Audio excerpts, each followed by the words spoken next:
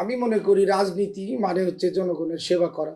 এই ১৬ বছর ফ্যাসিস্ট বিরোধী আন্দোলনে সক্রিয় ছিলাম। ধানের শীষ তো এদেশের মানুষের সবচেয়ে প্রিয় প্রতীক।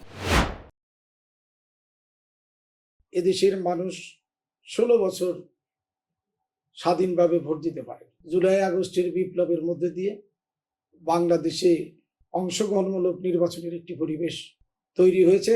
আমরা যেহেতু দলগতভাবে এবং ব্যক্তিগতভাবে এই ১৬ বছর ফ্যাসিস্ট বিরোধী আন্দোলনে সক্রিয় ছিলাম, জনগণের পাশে ছিলাম, নেতাকর্মীদের পাশে ছিলাম, এই জন্যে আমি নির্বাচনটা নিয়ে খুবই আশাবাদী।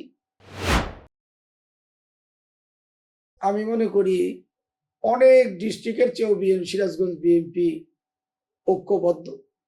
আর বৃহৎ একটি দল, এখানে অনেক প্রার্থী থাকে, সেহেতু কিছুটা প্রতিদ্বন্দ্বিতা থাকে, কিন্তু ওই ধরনের কোনো পরিস্থিতি নেই বা সেই সংঘাত বা দ্বন্দ্ব ওরকম প্রকার সিরাজগঞ্জে নেই।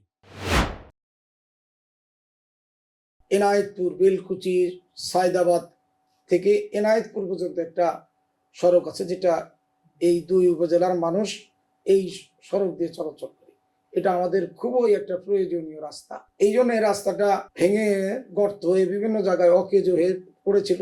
আমি চেষ্টা করেছি যে রাস্তাকে কিভাবে মেরামত করে সুন্দর করা যায়। ইতিমধ্যেই সেই রাস্তাটা ৪০ ফুটের কাজ শুরু হয়ে গেছে। এলজিডি থেকে ১৪০০ কোটি টাকার শুধু সিরাজগঞ্জ এরপর একটা প্রকল্প গ্রহণ করেছেন, এবং সেখানে আমি বেলকুচি এবং চৌহালি এনায়েতপুর মিলে ১২০টি রাস্তা আমি ওর মধ্যে দিয়েছি। আশা করি প্রকল্পটাও পাস হবে এবং এই রাস্তাগুলোও বাস্তবায়ন হবে। আমি মনে করি রাজনীতি মানে হচ্ছে জনগণের সেবা করা, জনগণের সমস্যার সমাধান করা, মানুষের কল্যাণ করা। আমাদের দুইটা উপজেলা মিলে আমাদের নির্বাচনী আসন সিরাজগঞ্জ ৫, সেখানে চৌহালি উপজেলাটা নদী ভাঙ্গন কবলিত। আমাদের পরিকল্পনা হচ্ছে যে ভবিষ্যতে আমরা তিস্তা যে ধরনের প্রকল্প করছে, যে নদী দুই পার বাদ দেওয়া, নদীকে খনন করা, আমরা যদি সেইভাবে করতে পারি তাহলে আমাদের স্থায়ী সমস্যার সমাধান হবে। তা আমার ইচ্ছা আছে যে আমার নেতা দেশনায়ক তারেক রহমান যদি প্রধানমন্ত্রী হয় আর আমরা যদি জনপ্রতিনিধি হই, প্রয়োজনে পঞ্চবার্ষিকী পরিচালনা করব, যাতে ৫টা ধাপে আমরা এই সমস্যাটার সমাধান করতে পারি। আমার এলাকায় একটা ইন্ডাস্ট্রিয়াল এবং এডুকেশনাল পার্ক, ইন্ডাস্ট্রিয়াল পার্কের মধ্যে যাতে আমার এলাকার অন্তত ১০,০০০ মানুষের কর্মসংস্থান, আর আমাদের এলাকায় গ্রাইন ফ্যাক্টরি আছে ছোট ছোট, ওগুলোকেও আমি একটা জায়গায় সেন্ট্রালাইজ করে দিব, দিয়ে ইটিপি করে দিব, যাতে দূষণের রক্ষা পেল এবং আমাদের তাঁত শিল্পের জন্য উপকার হলো।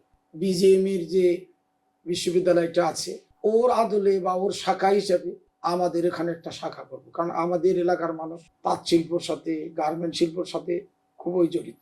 আমাদের যে ম্যান পাওয়ার গুলো স্কিল না হয়ে বিদেশে যাচ্ছে, তাদেরকে যদি আমি স্কিল করে পাঠাইতে পারি, এই জন্যে ওই ট্রেনিং সেন্টারও এটা করব। ইংরেজি শিক্ষাটা অনেকটা খুবই জরুরি, এই জন্য একটা আমার চিন্তা ভাবনা আছে যে একটা ইংলিশ মিডিয়ামের আমরা কিন্ডারগার্টেন করব। তাঁত শিল্প আমাদের প্রায় 30% বস্ত্রের চাহিদা এদেশের তাঁত শিল্প থেকে পূরণ করা হয়।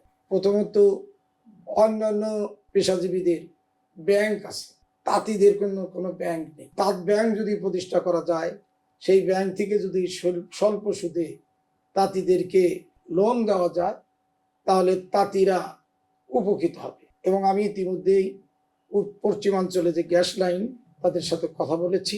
বেলকুচি থেকে একদম এনায়েতপুর পর্যন্ত গ্যাস লাইন ইনশাল্লাহ আমি করে দিব। সেটা আমরা করতে পারলে তাঁতিদের পণ্যের ভিন্নতা আসবে।